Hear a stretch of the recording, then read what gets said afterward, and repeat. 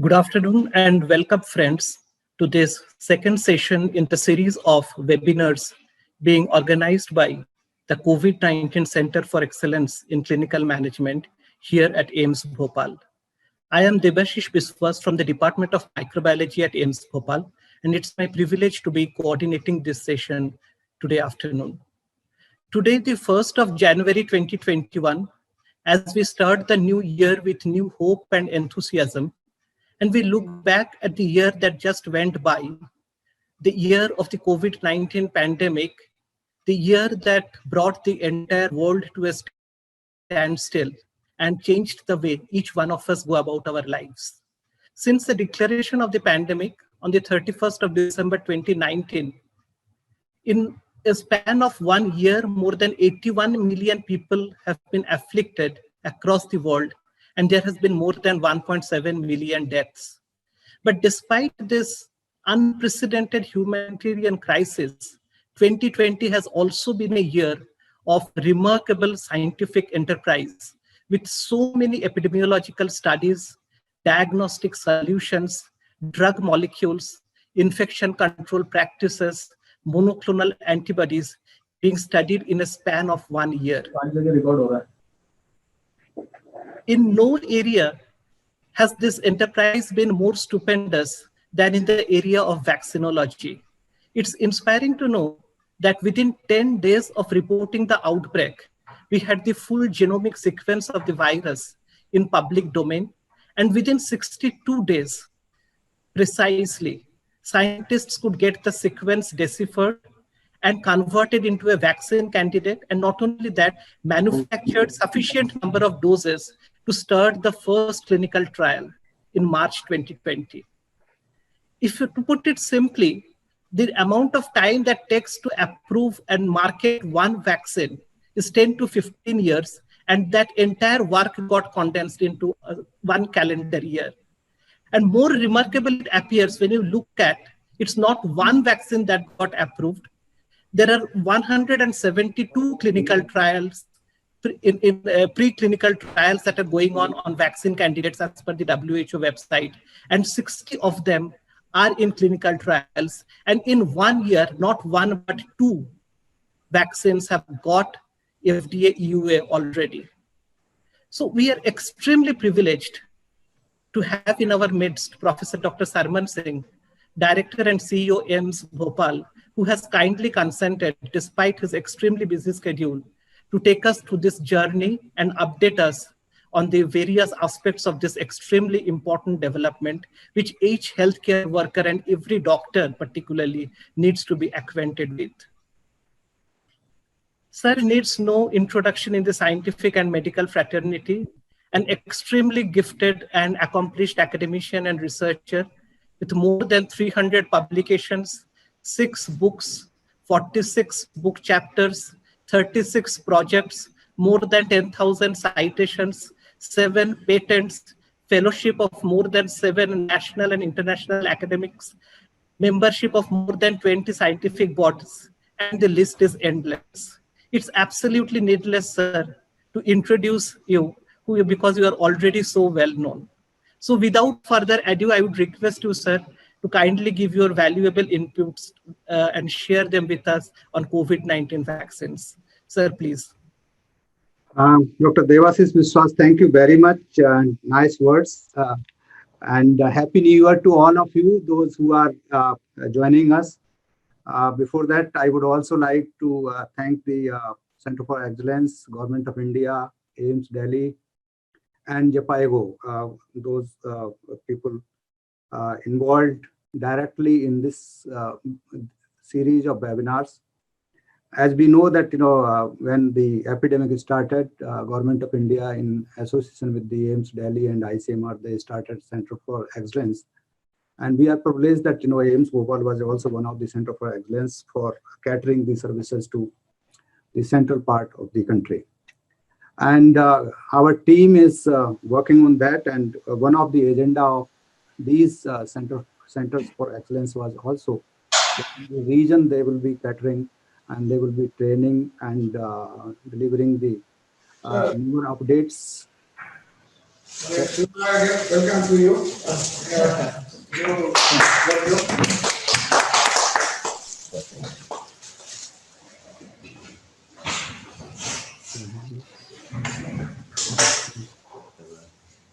I think in Patna in Patna, Dr. Biswas is inaugurating some hall or something, he was saying.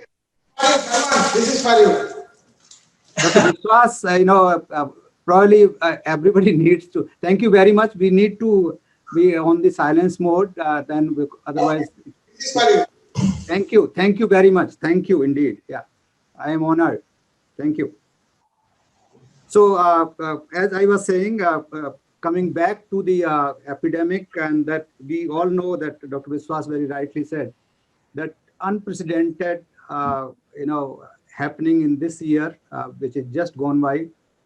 And we know, if we see that about almost 1 year back on precisely on 8th December 2019, one Dr. Yang in China, Wuhan city, he noticed that some of the patients, they are coming with some abnormal pneumonia, which was, they ruled out that it is not Pneumocystis cerevisiae or other pathological agent, but definitely they were having very peculiar kind of manifestations, and the pneumonia was characterized by obviously severe acute respiratory infection symptoms, which occurred with the obviously in the form of rapidly progressing and to ARDS and acute respiratory failure, and leading to other various complications. And of course, this was the Center for Disease Control, not USA CDC, but next. So not the CDC of USA, but CDC of China. Within, as Dr. Biswas said, very soon, the CDC of China, they, found out the etiology, and they claimed that it is a virus, or etiology is a viral disease. And so quickly, this was Lancet, which published the first data on clinical data on 30th January. So you can say within 38 or 40 days of submission, never happens in Lancet, but Lancet proactively published the data of these patients. So that was a turning point. And in the first week of January, WHO also recognized. And then obviously we know that everything followed. So what is further that, beside Dr. Heng's study, which was published in one of the not very high impact journal, and then of course the second study was published in next. So in the then the sequencing was done, and the virus was known as novel coronavirus, because the etiology was known, but this was identified as novel coronavirus. And the study which I was mentioning in Lancet, they included 99 patients, and they found that most of these patients, they were presenting with the fever, cough, shortness of breath, and confusion. And very few, they were also having the headache, sore throat, rhinorrhea, chest pain, diarrhea, and nausea and vomiting. Imaging were peculiar, that 3/4 of these patients, they were having bilateral pneumonia, and many of these patients, they were having very peculiar ground glass appearance in the CT and imaging findings. So then definitely this became the story. And then the cases were found out, and then WHO said that this was definitely a coronavirus, which was a novel, not reported earlier. And on 11th of February, they named the disease caused by this infection as the COVID-19, and the virus was renamed, or actually named as novel coronavirus, as SARS-CoV-2 by International Committee on the Taxonomy of the Viruses. Now, this committee also realized that the virus was not new. Of course, this was novel, but if we see that there are 39 coronaviruses, and of these, they are in the alpha, beta, gamma, and delta. They can be divided into 4 subgroups, and the coronavirus, which is novel, or rather, if you see in this slide, you can see that many of the blue text viruses, they infect humans, but majorly all viruses, they infect animals, and that too in animals. Most of these, if you can see carefully, they are bat viruses, but of course some of them, they also infect the other avian species. Nahi ho pa rahi? Dr. Biswas, can you see the slides?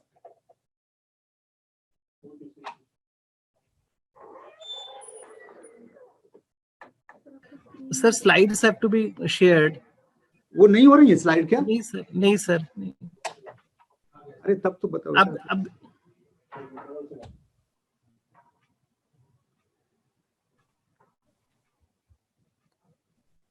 sir, probably now it is visible. करो full screen करो. जी. Full sir, screen. हाँ, अभी आ रहा है. It's now visible. Okay, so now you can see now. It's visible, sir. Yes, sir. Yes. Oh, sorry, 3 slides we missed. Anyways, which I just talked about. So this was, the story starts from 8th of December 2019, and then we were just covering up to 30th of January 2020, when the virus was the clinical manifestations, they were published in Lancet, UK. And then by the end of January, the coronavirus was sequenced, and then the etiology was also known, and then grouping was done. The genetic tree was also identified. So I was just discussing that, classification and taxonomy. So if we see that the virus, which was known as coronavirus, it has 39 viruses in the group, and they all are known as coronaviruses, but the blue text viruses named, they infect the humans. So you can see about 5-6 viruses which are important for humans, but otherwise almost all are having the primary infection in the animals. And that was the reason that, if you see that the tracking of the infection was made, and then it was realized that probably the infection came from the bats. Now coming to the other viruses, other than, here if you see that I showed these viruses, I don't know, these encircled viruses here, so they come into the beta subgroup of the coronaviruses. So these are the 3 coronaviruses which are mainly, they have impacted the human epidemiology and humans. So one was, of course, the SARS-1, and then MERS, and then, of course, SARS-2. So now if we see the severe respiratory syndrome coronavirus, or what we say SARS coronavirus 1, this is a virus which was identified in 2002 and remained up to 2004. And here, if we see that mainly this infected the lung of the humans, and the case fatality was quite high, we can say about 11%. And so far it has infected about 8,500, to be very precise, 8,422. And by the January 2020, when the Corona 2 came, it is also reported by WHO that Corona 1, SARS Corona 1 virus has been declared as eradicated from the world. The another virus was the MERS, or the Middle East Respiratory Syndrome virus, which you saw in the picture. Here also, this is also known as camel flu, or we can say that, Middle East respiratory virus. So this is known as the MERS coronavirus. And this is basically also came from the bats, but the infections occurred in the Middle East, or mainly the Arabian Peninsula. They came from the camels, and that's why it is known as, because most of the infections they occurred in the Middle East, where the camels are very dense in population. So this was known as Middle East respiratory virus. Fortunately, there were some cases in Gujarat, suspected cases, but fortunately, we could control these, and there was no outbreak. So originally the virus outbreak was noticed in June 2012, and so far about 2,500 cases they have been reported till January 2020, and the fatality is very, very high, even more than the SARS-1, that is about 35%. The infection has gone from Middle East to South Korea and other parts of the Middle East, that is Saudi Arabia. The cases are still going on. Why I am saying, because these two viruses, they have a lot of hue and cry, and WHO was concerned, and many of the, when we talk of the vaccine, because the knowledge we gathered from the SARS-CoV-1 and Corona 1 and the MERS coronavirus, this was utilized by most of these, academia and the companies to prepare the vaccine and to go to genome sequencing and to understand the virus better. Because last 10 years, most of these scientists, they have spent a lot of time, and they were struggling to develop a vaccine or any drug, but unfortunately, there was no drug available for these. And then, of course, we are now talking of the SARS coronavirus 2, which is officially named as mentioned here. The peculiarity of this virus is that spike glycoproteins, which are most important, and these are the glycoproteins which adhere to the ACE2 receptors on the, which are available, which are present in most of the somatic as well as other cells, all RBCs, all white blood cells, as well as some of the somatic cells. So these are very and GI tract also, and lungs, of course, they are most dense is receptors. So these are actually the region that why this most of the manifestations or most of the infection takes place in the lungs, because the ACE receptors are most abundant in the lung epithelial cells. So then the glycoprotein becomes very important, and then here if you see in the glycoprotein also there are receptor binding proteins. So these three, you can see the whole molecule is known as spike protein, but this the stem is different, but this cauliflower like structure, this is actually RBDs. So this is becomes very, very important to understand, and this is present in all SARS Corona 1, MERS corona, as well as peculiar to all the coronaviruses which infect humans. And this is the region that the spike protein, I'm sure that most of you must have heard, because this is being used by the virus in pathogenesis. This is also being used in the diagnosis, and this is also being used to prevent, if at all, through the vaccines, as well as for the therapeutic development.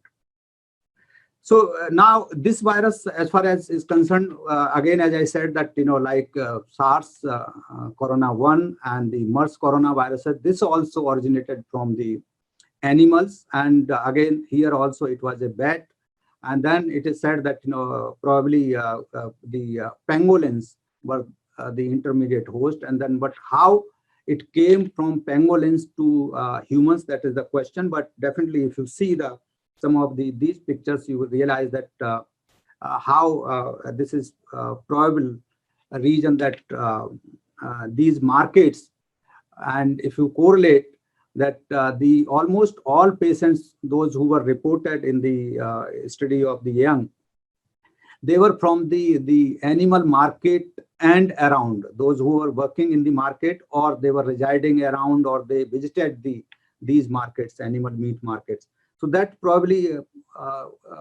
suffices to say that probably the pangolin are also one of the very prestigious meat Chinese they use. So they eat everything, as we all know, and pangolins are also eaten by most of the Chinese.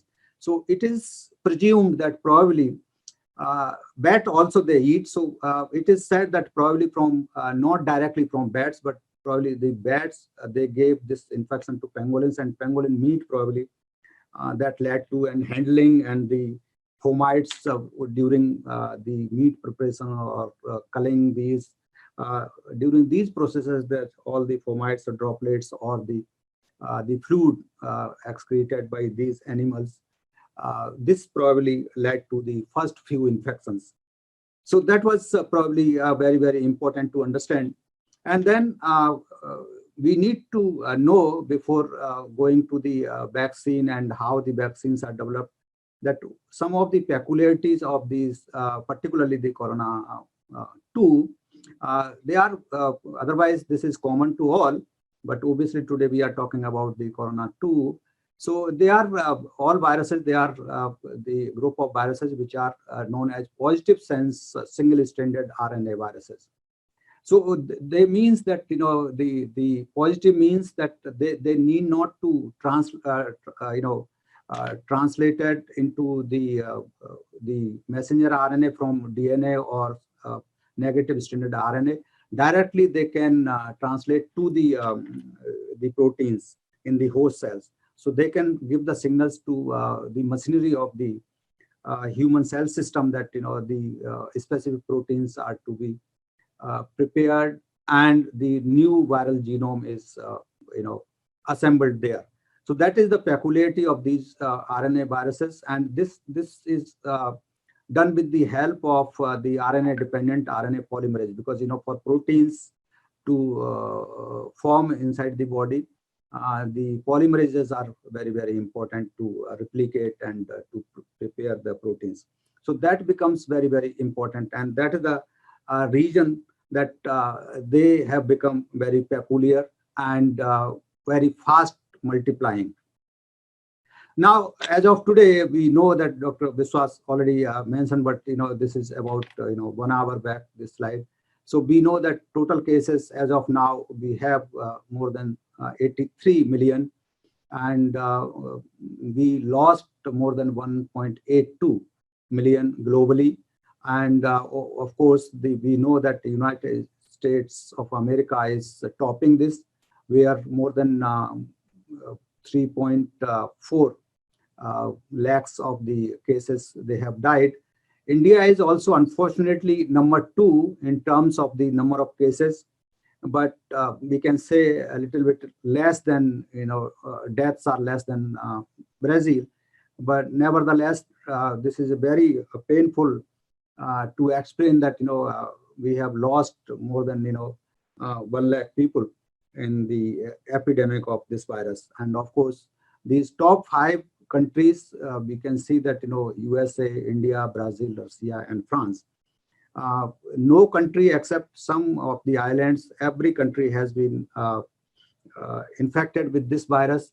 The good thing is that if you compare, if you remember the case fatality I mentioned about the coronavirus 1 and MERS coronavirus, so there the case fatality was about 11% and 35% respectively. But here it is something, some consolence, we can console ourselves that definitely the case fatality rate is comparatively very, very less. It is less than 2% overall. Now, we know that there was nothing to treat this. There was no pharmacological remedy. There was no preventive vaccine. There were several false claims of by many people. I need not to dwell upon. Everybody knows that it was all media, all television, everywhere. It was, everybody claimed everything on the earth that many people, they had. But definitely most important pharmacological products which were identified, claimed with publications, with clinical trials and endorsement from the highest authority of the countries, they include hydroxyquinoline, favipiravir, ivermectin, and remdesivir, and of course, plasma therapy and steroids. We know that except the remdesivir and plasma therapy to some extent and steroids, none of these drug is finally found to be effective. And even if we see that remdesivir is also used or useful only in the moderate type of cases, none in the severe cases. You can have various molecules or biomolecules to settle the cytokine storm, but basically, if we see, none of these drug is found to be so effective. And therefore, everybody looked at that, we have to have something to prevent. And the preventive vaccine, every country had, they wanted, WHO wanted, and CDC wanted, everybody wanted that, the scientists, they should come together and they should develop some preventive vaccine. And definitely with that hope that the WHO, Gavi, and CEP, they all three joined hands and they formed, rather established one, consortium, what we know COVAX. And so we know that, as per the information available, more than 152 laboratories, they are working on the vaccine development, and the various stages, various vaccines are in use. Now, here, these are the 7 vaccines. They have been authorized or approved vaccines as of today.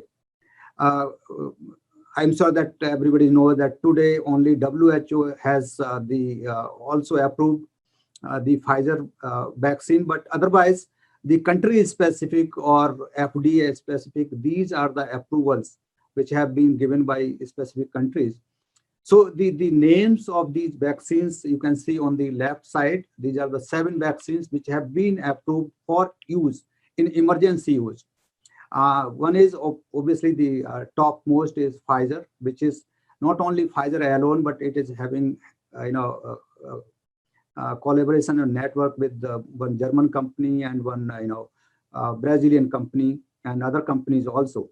Similarly, there is a Moderna vaccine which is also having National Institute of Allergy and Infectious, Dr. Fauci works there, and then BARDA. So these are the 2 most important vaccines we can say. And then we know that 3 vaccines, if you see, they are from China. No much details are available on these vaccines, but definitely these 3 vaccines and 2 vaccines from China, Russia, they are the one. And in addition to these 2 vaccines which are made in USA. There are anecdotal reports, if you see the literature from China, that China is using their own vaccines, particularly the Wuhan Institute. They prepared their inactivated vaccine, they inactivated the virus, and they are using their own vaccine from June itself. And that is the reason people say that because of these vaccines, in-house vaccines, which were made by Wuhan Institute and other institutes of the China, they have made impact and they have been able to control the outbreak in other cities of the China. So their epidemic remained concentrated only in few cities of the province of the China. Now we know that these 2 vaccines, we also have collaboration with these vaccines like Pfizer. We have, and probably we might be, somebody in India might be collaborating, but we know of sure that one of the Russian vaccine, that is Sputnik vaccine, this is being probably being marketed through the Reddy's laboratory. There are other laboratories, they are working in India and they are collaborating. But definitely the next slide, if we see, here we will see that there are many other vaccines which are still not approved. And on top of that is, of course, the University of Oxford University, which started the clinical trial the first of all, we can say that Oxford University was the first, as Dr. Biswas was also saying, that in March itself they started. Unfortunately, I will show you that some of the data, there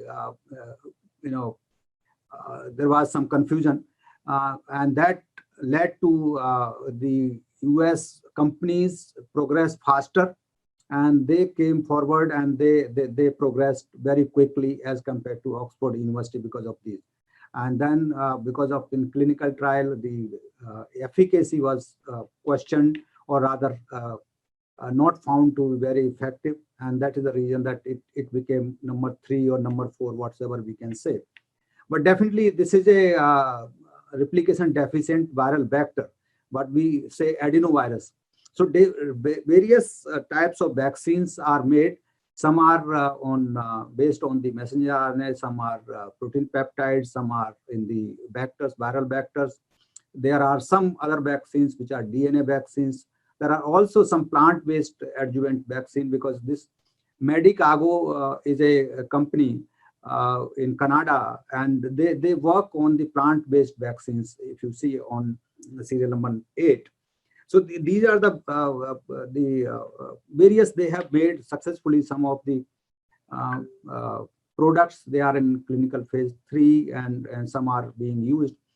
So they are expert in the plant-based adjuvant vaccines, and on taking their expertise further, they also prepared for the corona vaccine. But for this, they are still in the phase 3 and phase 2. They are restricting themselves to Canada only. They have not made much of the noise in the media. So here you can see that most of these vaccines, they are in clinical phase 3, but you will find that now day-to-day basis, we are hearing only Oxford, because this is having collaboration with the Serum Institute of India, or we are having the Covaxin, our own indigenous vaccine, which is being prepared by ICMR and Bharat Biotech and National Institute of Virology in Pune. So these are the vaccines which are making a lot of impact, but basically there are many more vaccines which are coming up. About WHO says that at least 55 vaccines plus 7 already, so there are 62 vaccines. They are in trial, we can say. So definitely these vaccines, they are having the potential, and maybe by in next few months we will have many vaccines in the market, just like you have the paracetamol with various trade names like that. Now basically the aim of this talk is that some doubts many people they have, and what we are aiming to achieve through these vaccines. So basically, if you see that this is the first half, if you see, this is the what we expect. Yes. So yes. So here, this is a natural infection here. So this happens, and then these all vaccines, they are targeting this step onward. Some can say on this arrow they can act here, some can act here, and some can act here. So this is the the strategy here. Ultimately, finally, in any case, you want these antibodies and cell-mediated immunity so that they can produce. So basically, the aim is this, but here to achieve this, without going to this stage, we have to work here.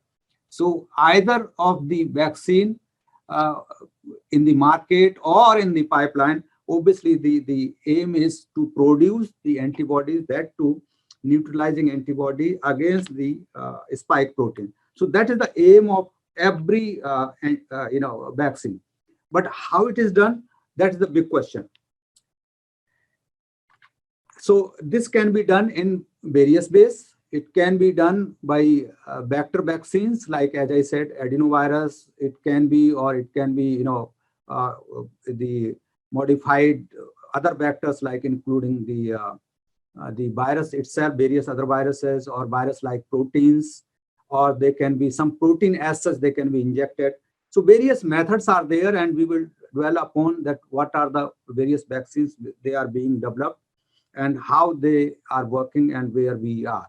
So this is basically the principle is that either by protein or by various non-live virus or non-infecting viruses having the either plasmid or non-replicating virus or the vehicle of the virus, that is what we call a virus like the particles. They are not having genomics, but the envelope and other things, they are there.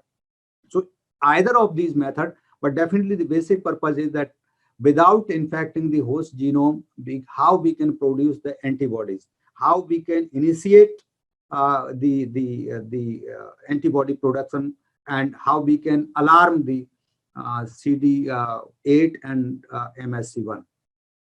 Now, if we talk about the RNA vaccine, how they will work, obviously, we can see that here. So they are obviously, again, as I said, that basically they will go inside, the RNA will be non-replicating RNA. It will go and, the cells will be infected, and then this will not be able to replicate, and this will not go into the genome. It can infect any somatic cell, but definitely it will produce only, trigger the antibody production through the CD8 cells.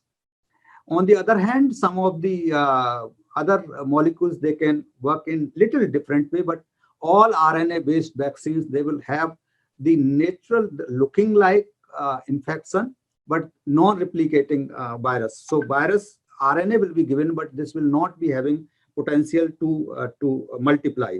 So that, mRNA is there, but it will not be able to multiply. So that is the basic principle of these vaccines. Now, the usually, as Dr. Biswas in the opening remarks, he said that ideally it should take, vaccine development should take more than 10 years. Usually the preclinical size, it takes about 3 to 5 to 8 years sometimes.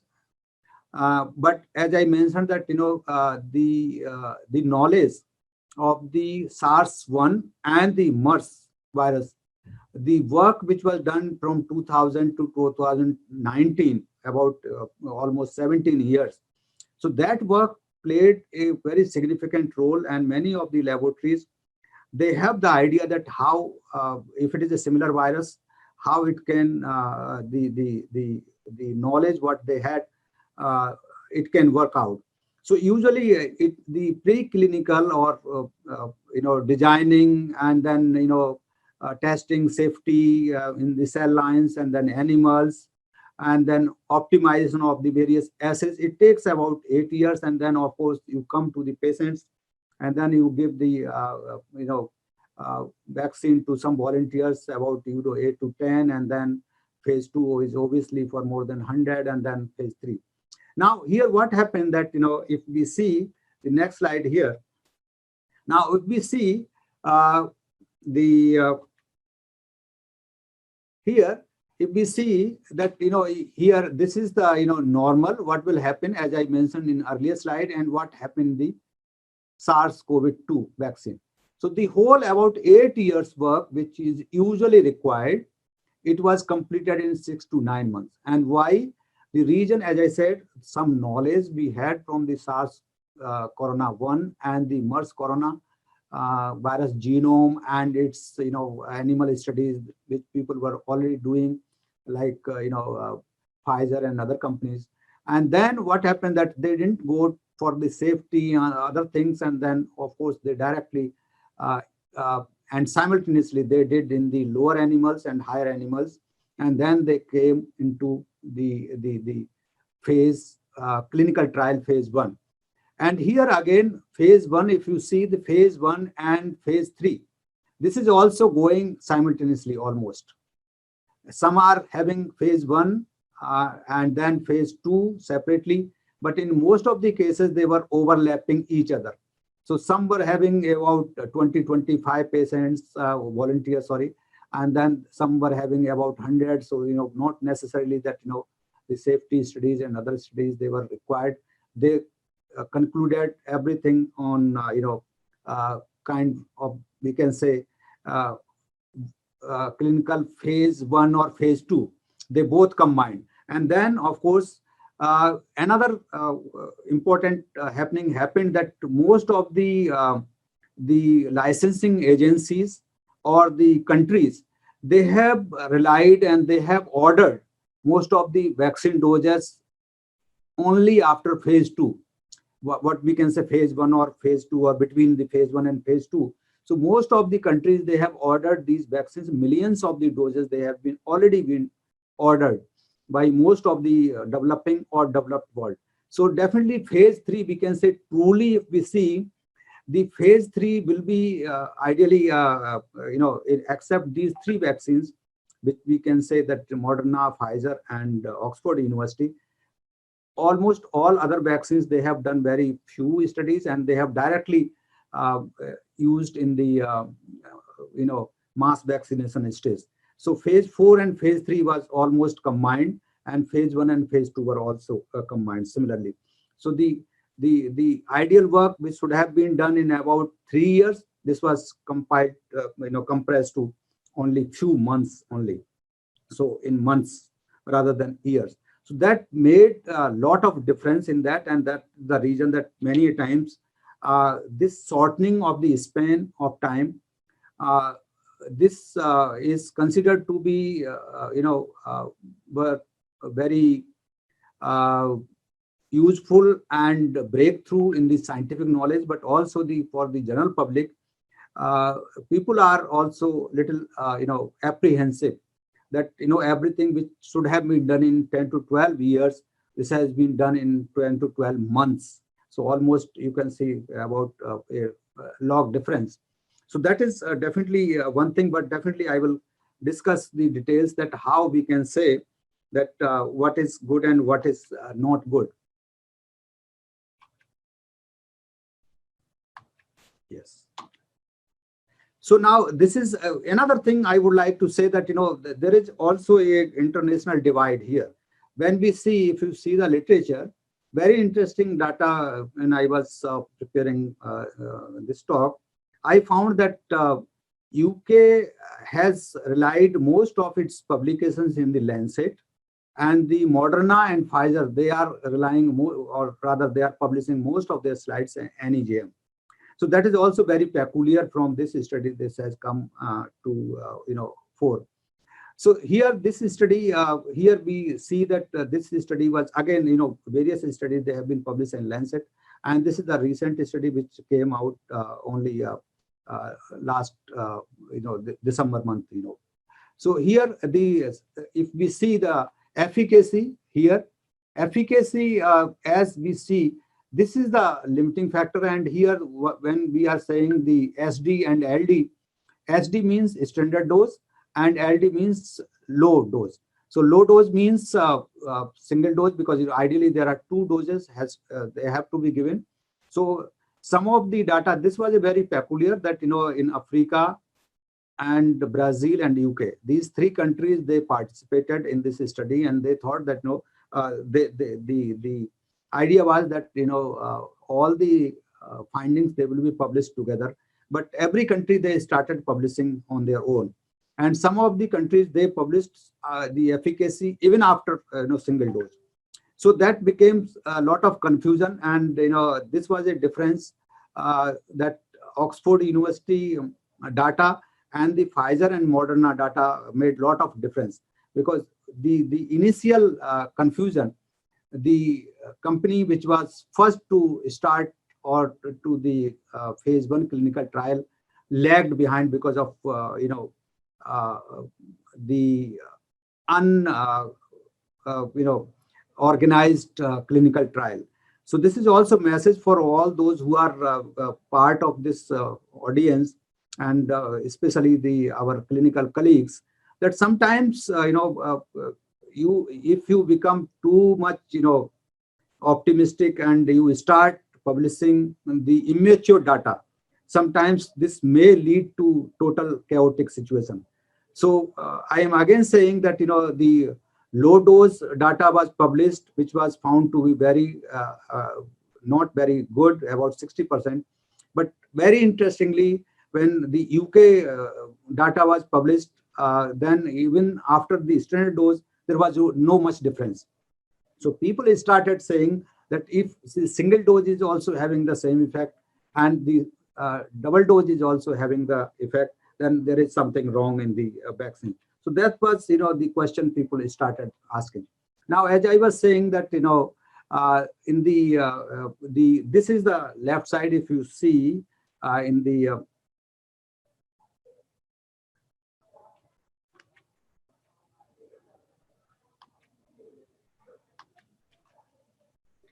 yes. So here, this is two publications in New England Journal of Medicine. The left side is Pfizer and the right side is Moderna. The left side, Pfizer, this published yesterday only, and I took from there, and not the full paper, but they have summary they have published. And very interestingly, that data is so good, 95% efficacy. And that's the reason that probably because after the publication of this data in NEJM yesterday itself, WHO decided, and today they have notified that Pfizer, the first vaccine WHO has endorsed ever, because other vaccines, whether Pfizer or Moderna, they were approved by countries or FDA, but not by WHO. So today they have notified that Pfizer vaccine has been notified as approved by WHO. So both these studies, if you see that, Moderna on right side and on your left side, this is a Pfizer vaccine. Both vaccines, they are having good efficacy, about 95% efficacy. And this is, they never published the single dose. So they published all the data after completion of the trial of the both the doses. So that makes a lot of difference, that how we conduct and, we organize our protocols and publications. Now, the question is that the vaccine which we have, that, Oxford University vaccine is adenovirus vector vaccine. And the Moderna and Pfizer both are mRNA vaccines. Now, the question is that, I will not give, much emphasis on the Chinese vaccines, because we don't have much of the data. They are inactivated in any case. And Russian vaccines also, we don't have much about these vaccines, and there is no data published. So obviously, all the data I have collected from the publications. So the maximum data is published from the mRNA vaccines and adenovirus vaccine, which is a Oxford University vaccine. Now, one can say that which one is better. Now, if we see that adenovirus vaccine, which is, the chimpanzee-driven vaccine based on the adenovirus vector technology, it is said that, it has several advantages. As because the most important criteria for an ideal vaccine is the efficacy and safety, of course, and the most important, which probably the other two vaccines, they are not having stability. So here the stability is best in the adenoviruses. Then obviously the second point is that adenovirus driven vaccines, they can infect a wide range of both actively dividing as well as post-mitotic, means somatic cells, also mammalian cells. So that is also another important. The third point is transgene expression is usually robust. So means expression of the protein, what we were talking, that once you give the RNA, here in this case, RNA is given into the adenovirus. So it is, the gene are combined. So it will be cleaved and then it will act as a independent mRNA inside the cell, not outside, but inside the cell. So here, in any case, so the spike protein will be expressed in a better manner. Then, of course, the integration, chances of integration are almost nil, because we are not having the machinery in the adenovirus-driven vaccine. So these are some of the advantages. But another advantage is that, unlike mRNA, because mRNA are very unstable, so they cannot be given through mucosa or through skin or other injectable forms. They can be given only intramuscularly. But here they can be given intranasally or orally also. So that is also another advantage. Then coming to the vaccines, so which are driven by adenoviruses, we have some examples, like people are trying using the various mainly for cancer, mainly for the other viruses, like including the HIV, rabies virus, dengue virus, Ebola, SARS, Corona, as I said, the one, of course, not this one, and then hepatitis B and C. So various viruses, they have been being tried, but most of these studies, they are still in the clinical phase 1 or phase 2. No vaccine has gone to phase 3, adenovirus-driven vaccine, except this one, the Oxford University vaccine. And then coming to the mRNA vaccines, obviously they have this is a technology-driven invention, we can say. So these are the mRNA vaccines. They obviously the translational work or the protein expression is much better than these, but of course they require GMP, level of the manufacturing, because mRNA can have any. That is the reason I will come to in the last slides. That sometimes it is a one concern that people have, that because it is a mRNA, so it can integrate, and then probably people think, but I will come to that. That probably that is a misconception. It cannot. But definitely the mRNA-based vaccines, like the people, including the Moderna vaccine, was working on Ebola and Zika viruses. Never, of course, never they went to the clinical phase 4 or 3. And then, of course, it has a very good quality of the expression, easy to scale up. That is the most important, because scaling up is very, very simpler. Those who know the technology, they can make, liters of the mRNA in quick time. Then one can think that, if we see the efficacy of the Moderna and Pfizer, besides the Oxford University, so one can say that, probably efficacy is very, very important. And now we can, point out that probably mRNA candidates are better. And the reason one can say scientifically that, unlike protein immunization or, other formats, they are obviously, they will have very strong CD4 T cell response, because CD4 cells are the one which with the MSC molecule, and these, cells will, trigger the antibody production, and they will ask the CD4 cells and B cells to produce the antibodies.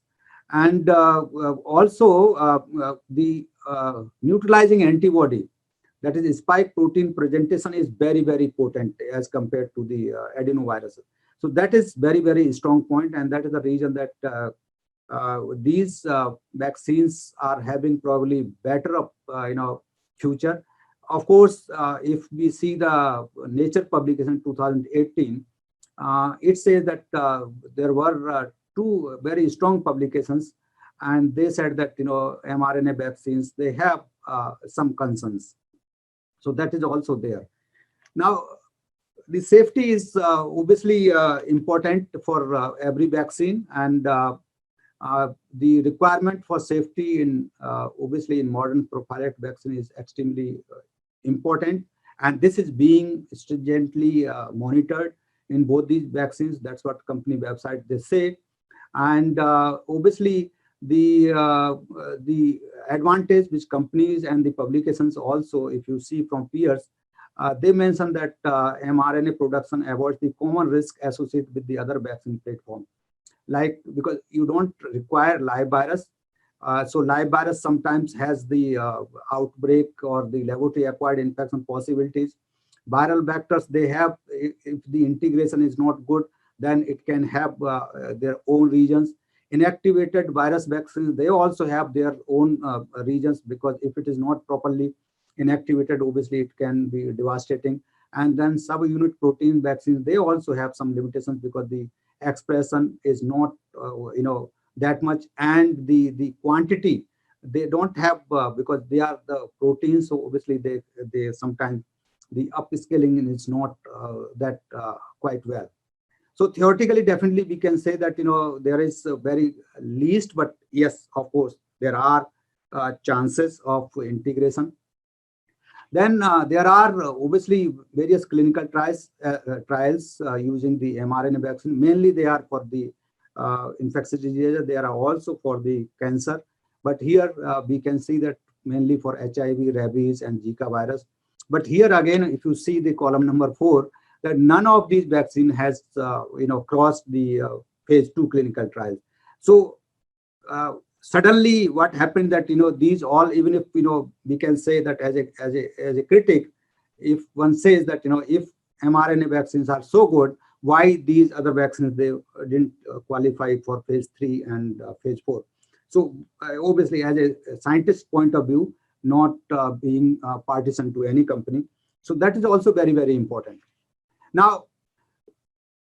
the question is that whether it is a mRNA vaccine or protein vaccine or adenovirus vaccine or plant-derived vaccine, whatsoever it is, or inactivated like our Indian vaccine we have.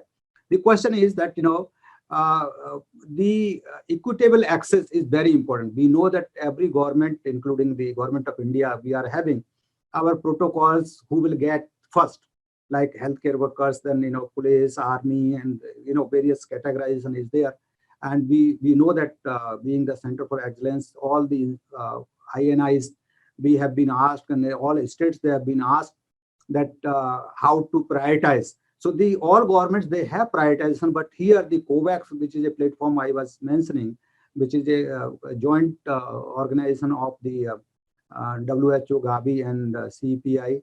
So this is the platform which will look into that the equitable access is there, because these were the allegations, because in the USA many of the NGOs they said that the vaccine is being given to whites, not the browns or the blacks. So that is the reason that COVAX is playing very important role, and they are looking after that the vaccine reaches to all needy, plus equitably it is distributed everywhere. So now the question is that how the vaccine reaches to you. Obviously there is a manufacturing, government of India, as far as I can say, and I'm sure that all governments they are doing that specific the cargoes have been developed in the airports. We have every facility, the vehicles are driven, and we have the cold room chains, and they are there. So everything is in place. The manufacturing and storage is most important. I will come my next slide. So here is the slide. Probably this might be very important for government, and which I am sure that today government is already working on that, and maybe we might hear that what they have decided, which vaccine they are going to take to rather allow DCGI if allowed. Now the question is that if we compare these Sputnik, then Pfizer, Moderna, and Oxford, then we see here very important point. Even though the Oxford University vaccine is having very less potential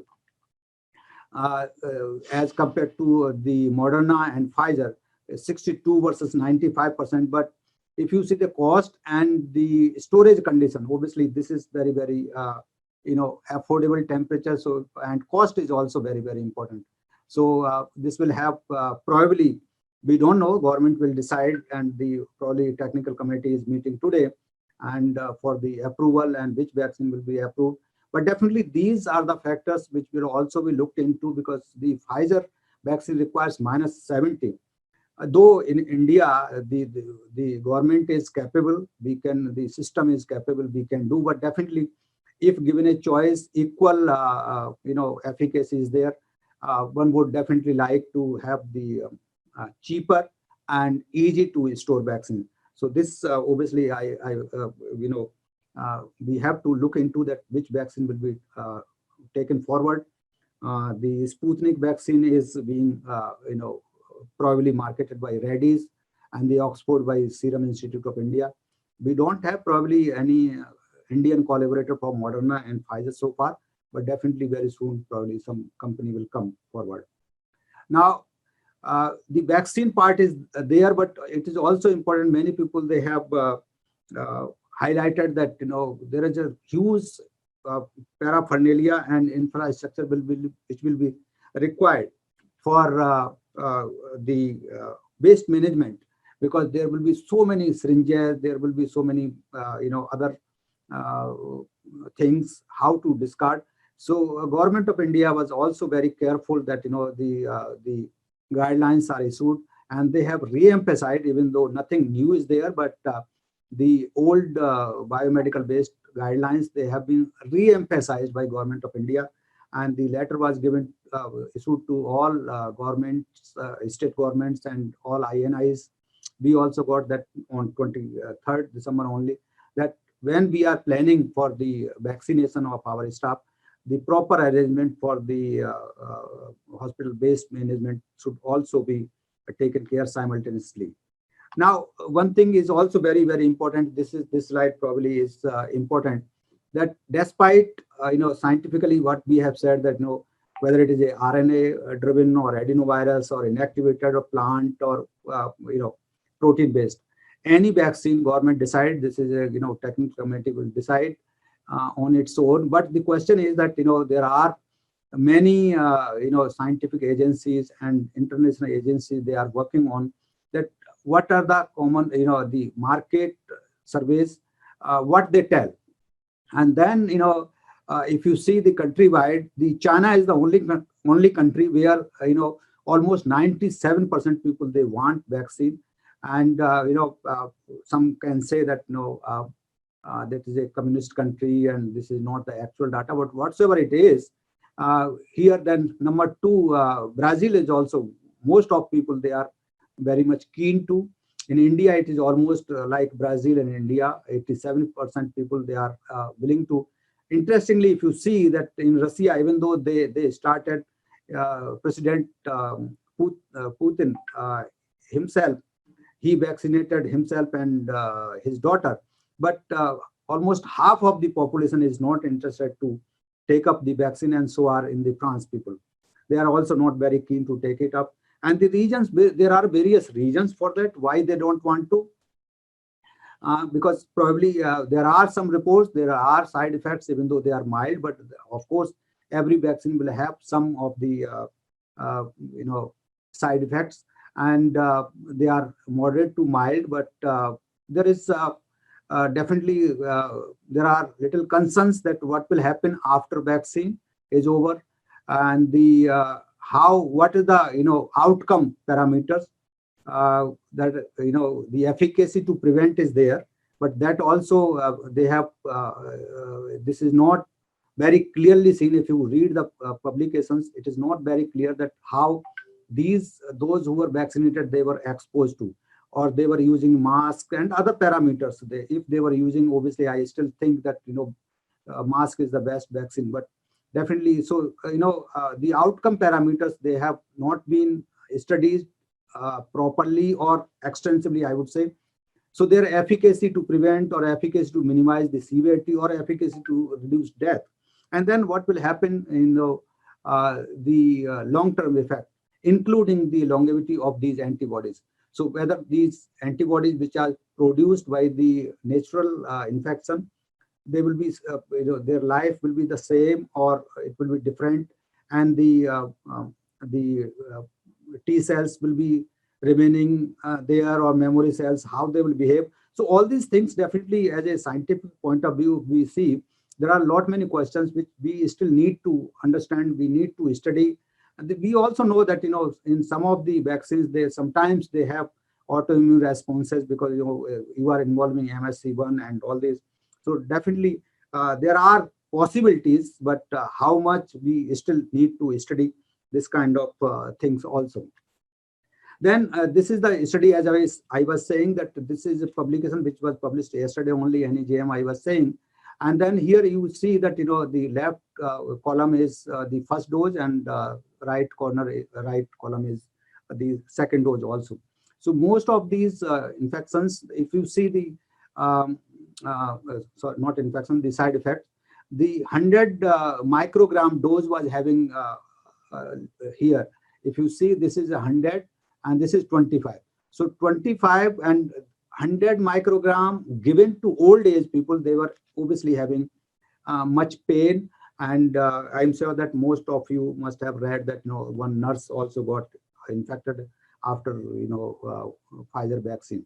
So they advise that the single vaccination is not good enough. You have to take both the vaccines, and then probably only you will get protected. So, yeah. So now then question comes that, always, many people, they have the question in mind that whether these vaccines, they will have the same effect on the mutants or not, and if there will be any new threat. And then obviously when we are talking of the vaccine obviously is the question.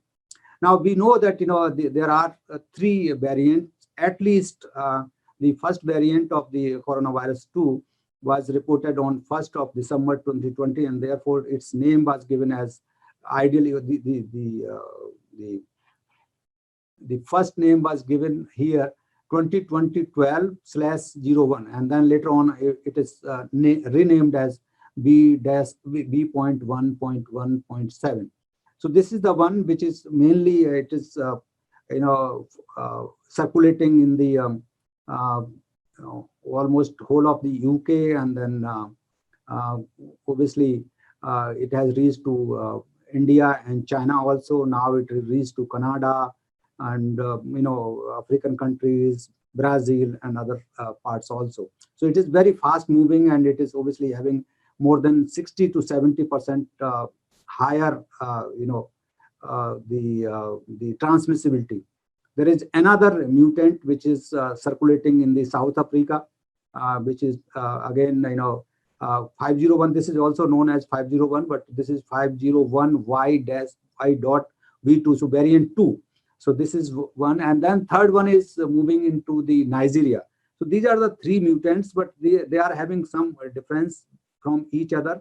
We also published a study in the June issue of Journal of Laboratory Physicians. We found that there are various variants, but how much impact it will be, we were not knowing at that time. But probably these spike protein mutations, they changes in the spike protein, they are caused by these mutants. They are very important, and probably we don't know. We have to study. So far, there is no information that at all these mutants, they have any impact on the vaccination or not.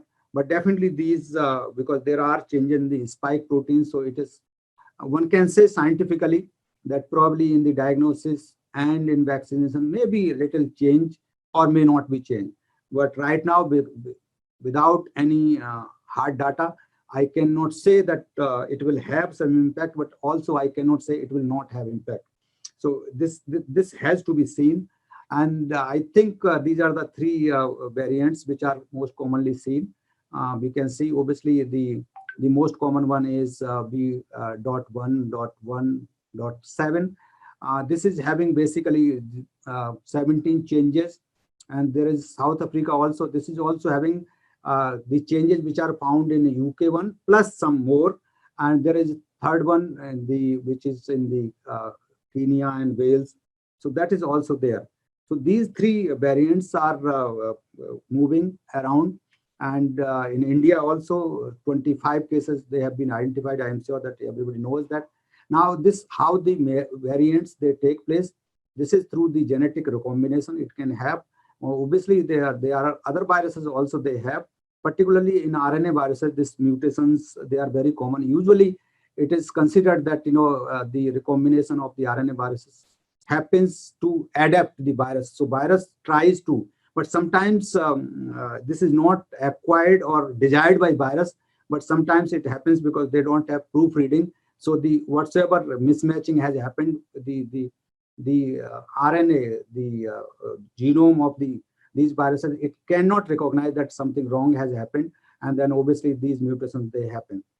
So they are commonly, but we don't know that how much impact it will have. And I think this is the, I said that how recombination can happen.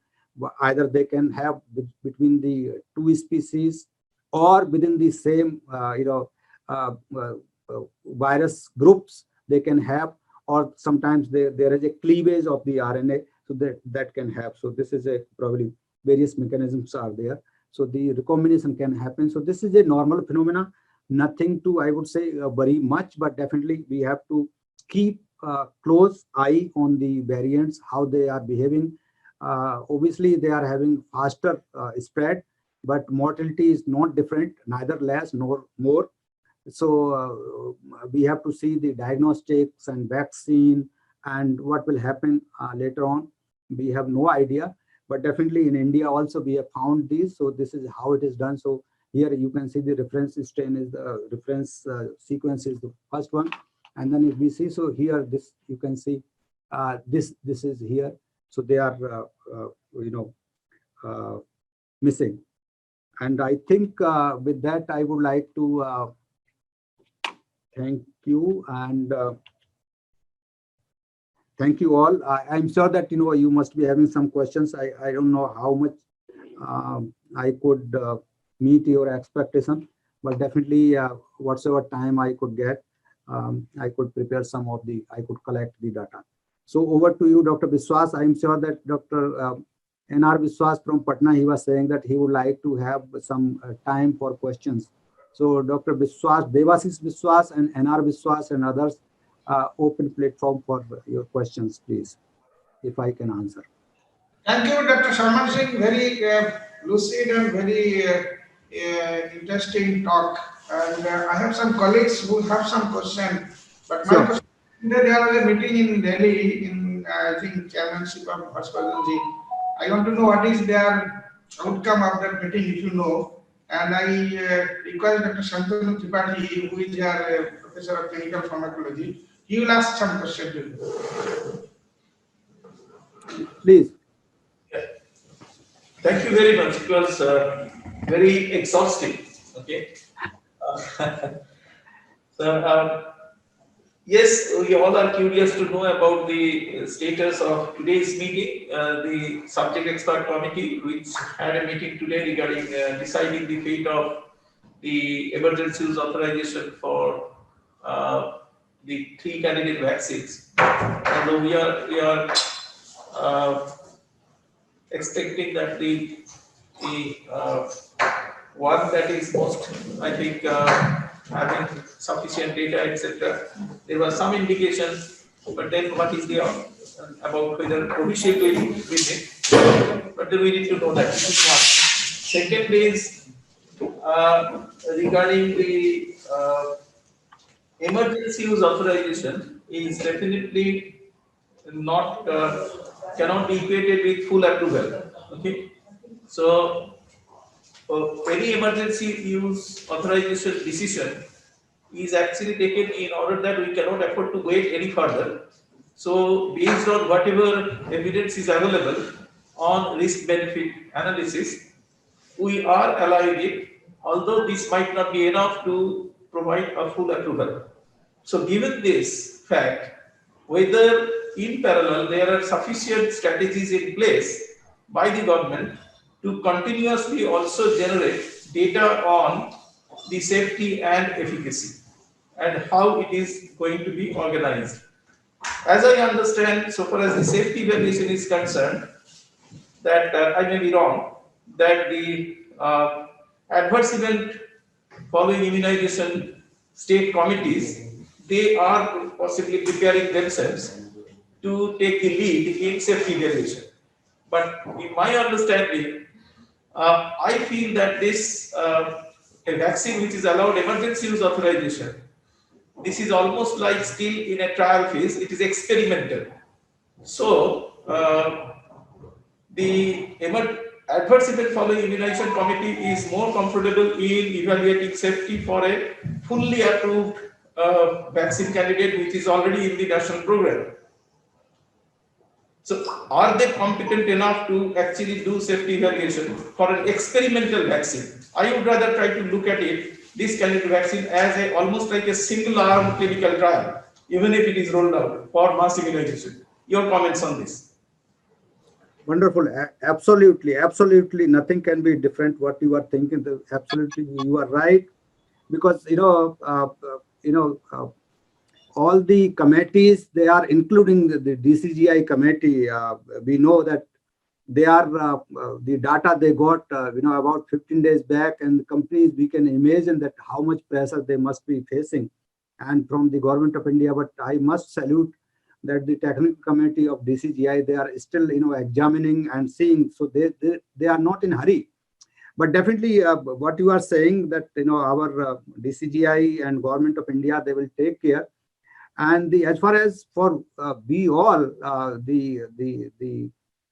in various committees, we very rightly you said that we need to be very careful, and we have to be watchful. And as you said that these are obviously these are not the RCTs, because as we say that phase 1 and phase 2 were combined, and then phase 3 and phase 4 kind of. So ideally, if you see strictly, there is no phase 4, yes, but without phase 3 data being published, submitted, we have gone to phase 4 and the mass vaccination. But as you very rightly said, and we all know that since we don't have any pharmaceutical product, and no medicine, no other vaccine, and nothing, I think so this is the reason that probably we have to give. And this time, because it has taken so many lives, one can argue that it could have been the same in the case of SARS-1 and MERS also, because in that case also it could have been given as an emergency use. But probably the toll of the deaths was not that alarming, and probably that may be the reason that WHO and other agencies, they didn't allow the emergency use. So that because many people, they are dying, and the infectivity is very high. The epidemic is has taken huge toll on the lives of everyone, including the healthcare workers. So that may be the reason. So we have to keep our fingers crossed still, I would say. As we said, sometimes I underline that I should not be taken as a critic, but earlier we started with the SCQ, we started other medicines, and everybody said that no, wow, this is wonderful, this is wonderful. Then ultimately we found out that probably everything has to. So I always say that if given a choice, I would always say that the mask and the physical distancing, hand hygiene, these three things are, I think, the most important. Even though you are vaccinated, you will be vaccinated. First dose will be given, and then 28 days you have to in the open. So during those days also, and then we know that Chief Minister of the Health Minister of Haryana and others also, they have got. So I think that we should continue our effort in the import of the vaccine, and we should develop vaccine our own and import from best sources. But we should not forget, and we cannot afford to be complacent on the standard measures to prevent the infection. Anyone to ask any pertinent question? Yes. Yeah, that brings your last observation also brings to another area, that is regarding the efficacy. So I was really, I appreciated that you have gone through most of the reports, but then you agree, I suppose, that the different candidate vaccine trials, the efficacy endpoints are different really. So when you talk of what we are going to expect from a vaccine in this case, that what is the efficacy endpoint that has been used in their trials, and then are we being contented with only the immunogenicity, or you are thinking of actual protection against COVID-19, and then or in terms of whether the severity of the disease is reduced or the fatality is reduced, that is the efficacy endpoint. So they are different really. Initially, when we thought of this fast-track vaccine development for COVID-19, the goal was actually to contain the pandemic. But perhaps the objective of the containing of the pandemic is spread, at least the pandemic spread occurs, the speed. So that is only to a certain extent has been controlled. Now, under such situation, the vaccine that we are putting in place going to roll out.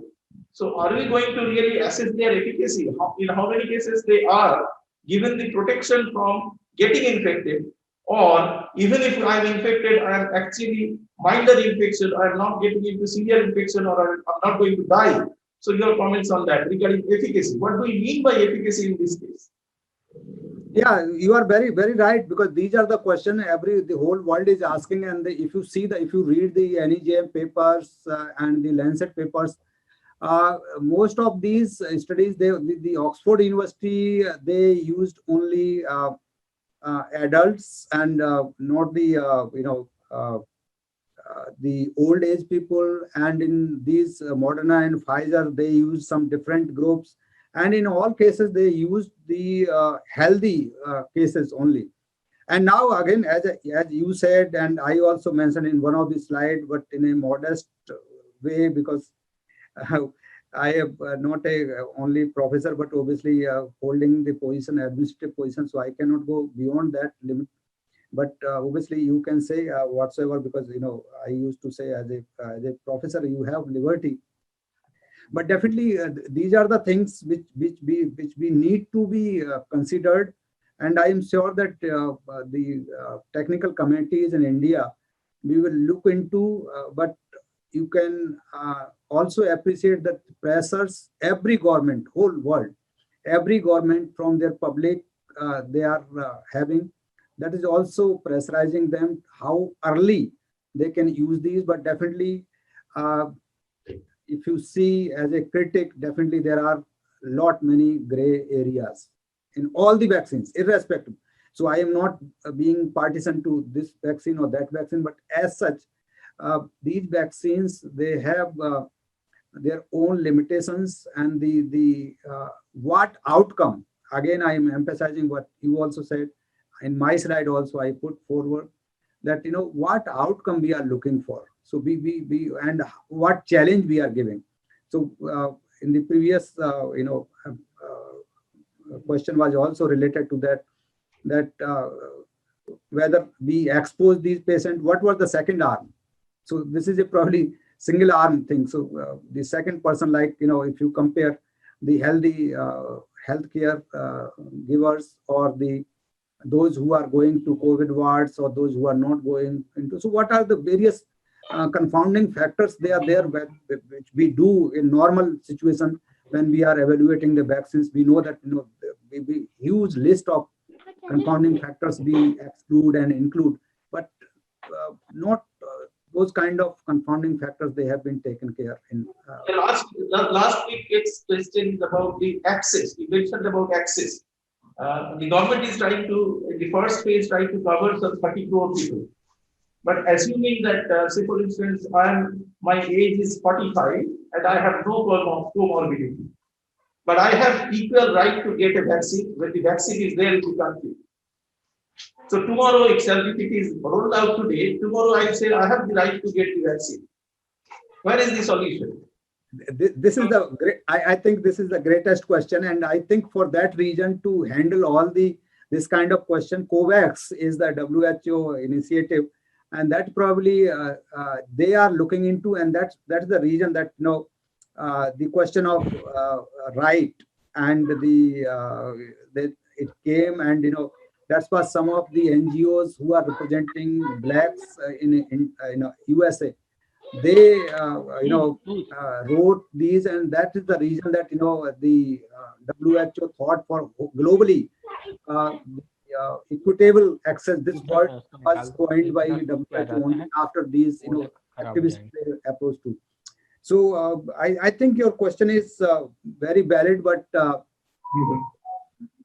probably I am not the right person to answer it. Probably somebody might go to courts or something like that, but definitely there is a prioritization as of now. Government of India and other governments, they have that obviously if the example which you gave, that this person will be last.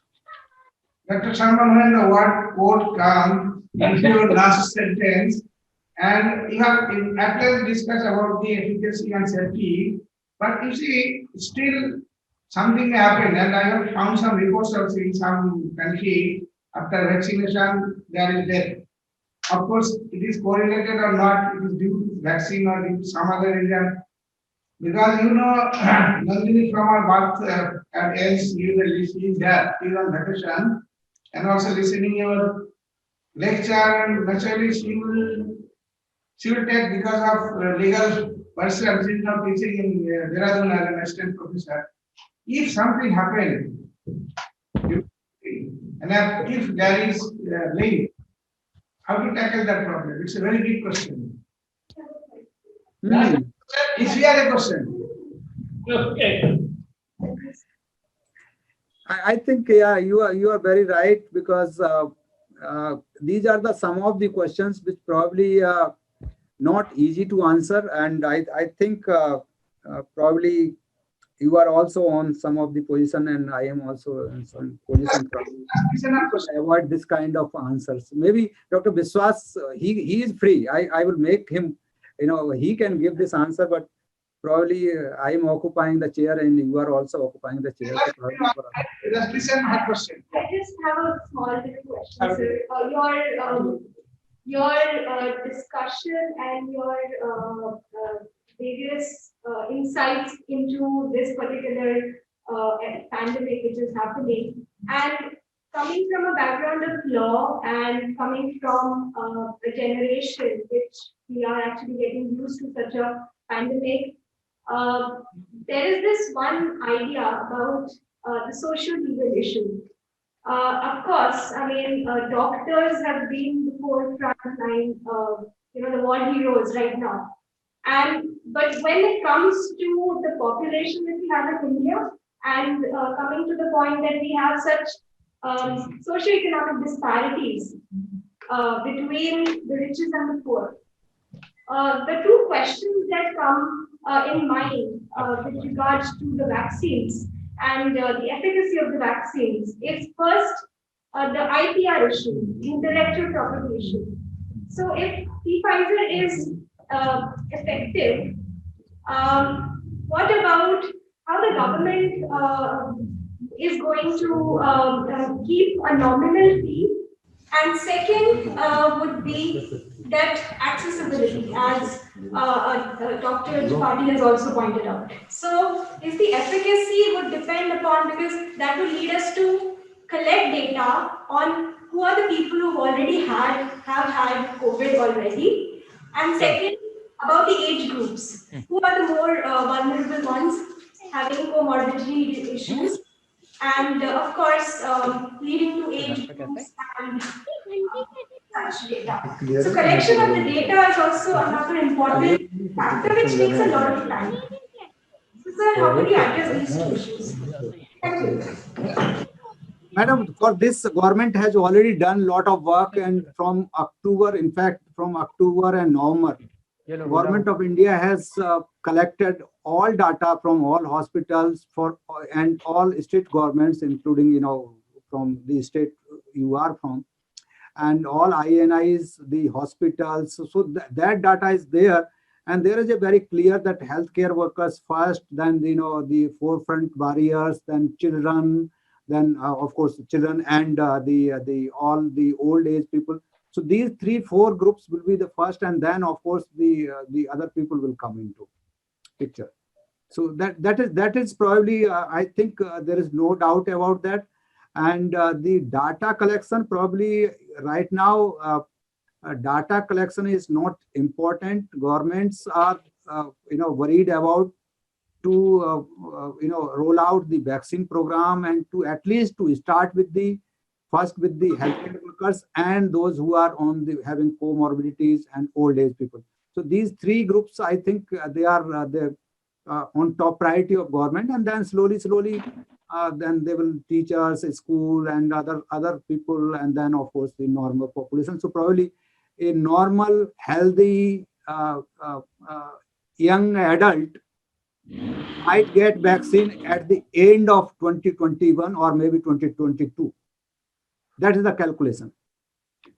Thank you, Dr. Shaman Singh. Very good lecture, as well as very good interaction, and giving me so much time.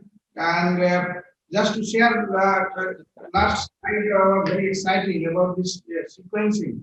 I think government has decided in lab we can share correctly. So I am thank you, Dr. N.R. Biswas. Thank you very much. Dr. Devasis Biswas, would you like to say a few last comments and then?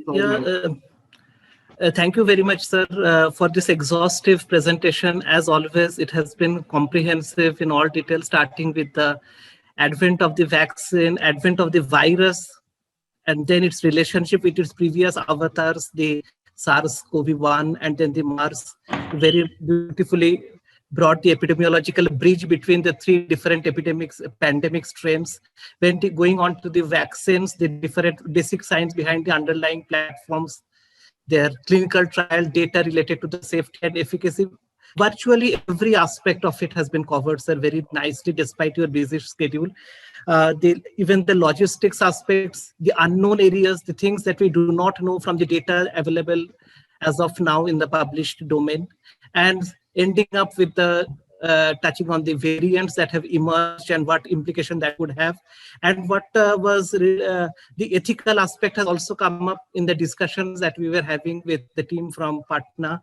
So every aspect I think we have had an exposure to in the course of this 1.5 hours. Thank you very much, sir. I think it's a very entertaining talk, very enlightening talk. We have a very educative talk. And this narrative on vaccines is going to continue over the period of time. And we will have the Indian approval also, I think, in the coming week. And so the dry run is scheduled tomorrow onwards. And as the approval comes, as we are expecting, the Oxford AstraZeneca vaccine is probably going to get the approval first. And the journey of the vaccination actually starts in 2021. The 2020 with the pandemic remains behind us, and we move forward with new hope, with the vaccine, armed with the vaccine, and getting to know the unanswered questions as we have more experience with the vaccine. Thank you very much, sir. Thank you all. It has been, I think, around 200 participants had joined, which actually highlights the importance of the topic and also the justice that has been done to this topic. And thank you all for joining in. Thanks, Jipaigo, for taking care of the logistics. Thanks all. And we meet again with the third session of the webinar series on 1 week from now, exactly same time, 4 to 5 on Friday. That's the 8th of January, 2021. Thanks all. Thank you. Thank you. Thank you. Thank you.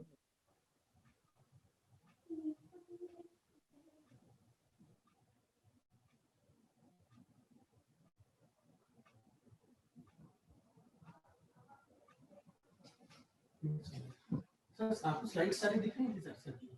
बीच में नहीं दिख रहा था.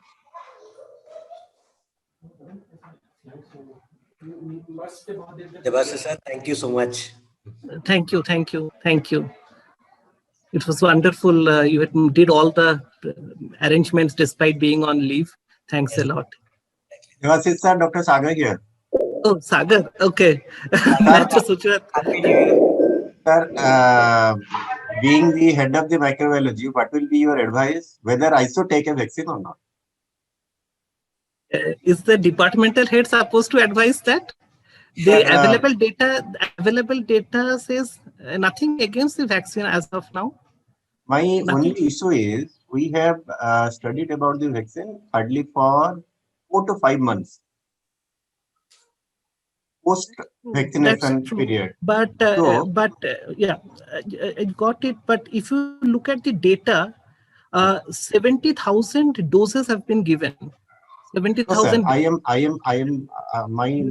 No vaccine, no drug as of date, which went on clinical trial for 10 to 15 years, have got that much of recipients during the clinical trial. So despite the brevity of time, we do not know how far the protection will last. Yeah. That we do not know. The durability of the response, we do not know. But we definitely know that it's going to be safe. There has been no, except for the hypersensitivity issues, no other life-threatening adverse reaction has happened, particularly with the Moderna. There has been one episode of Bell's palsy, but probably that is unrelated. So there is nothing which suggests that a disease which is such a big pandemic of such an immense magnitude, if you have two vaccines that are FDA EUA already, you should not be protecting your vulnerable population with it. So I was asking it in a different perspective. Let it be 5 faculties from AIIMS Bhopal are posted in COVID ward or working in COVID ward for last 10 months, and none of them got COVID or were having COVID in spite of several breach in the PPE. So if I think that I had taken a vaccine at that point of time, so the protection is 100%. But in fact, none of us has taken any vaccine. So how will you find out the efficacy of the vaccine? That is the biggest thing which troubles me. So the efficacy data, the figure that has come out, 95% or 94.1%. How that is calculated? That is calculated based on the number of people who got this COVID among the cases, among the vaccine recipients versus the placebo recipients. So probably, if I remember correctly, 8 people among the vaccine recipients got COVID after 2 weeks of the second dose, whereas 162 people in the placebo arm. So if you compare that ratio, that brings you to a efficacy figure. That's a point estimate, and there is a 95% confidence interval. That also the lowest in the 95% is also probably 89.8%. So that's about the Moderna and the Pfizer. AstraZeneca has got a lesser efficacy figure of around 70%. That also, it is, as Sir was saying, that the low dose people, the low dose / standard dose, in them the protection was more compared to the people who got both the standard doses.